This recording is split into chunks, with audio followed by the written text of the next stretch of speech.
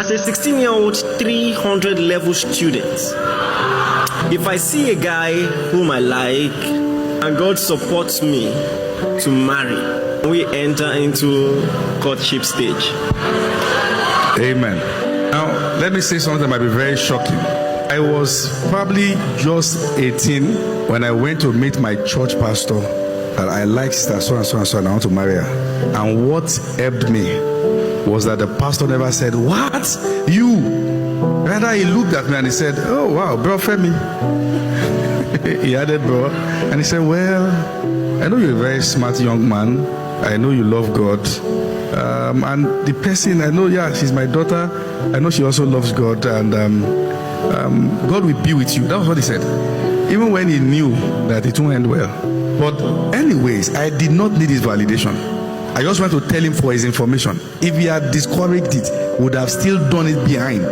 That would have landed us in more trouble. So this girl is actually not asking the wrong question. Because after all, in the days of our fathers, at 16, you are preparing to get married already. Okay? But I would just advise her, give it time. You have time on your side. You can become so much. All right? You might be marrying someone you should mentor because you are doing it too fast. So give it time. Discover yourself to discover the kind of person you need. I want to ask you a question about this. Does this reflect sometimes a dysfunction in our society? What is a 16-year-old doing in 300 level? Because now, when you are surrounded by people who are thinking about marriage, preparing for marriage, that environment pushes you into a premature maturity. You've entered something really deep. Yes. Most times, particularly when a lady has a circle of friends and all the people they are married, the pressure becomes stronger. My advice is this: you will need at least 2 people that you have similar experience in your circle, so that you will not be under undue pressure.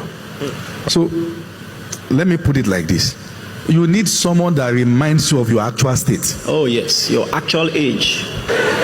A friend of mine was going to get married a few years back, and he requested I should be his best man. So I said I will. People were too convinced that Apostle Femi Lazarus will never be your best man. Talk less of going to one thick village where there was no good hotel for the wedding. So I went.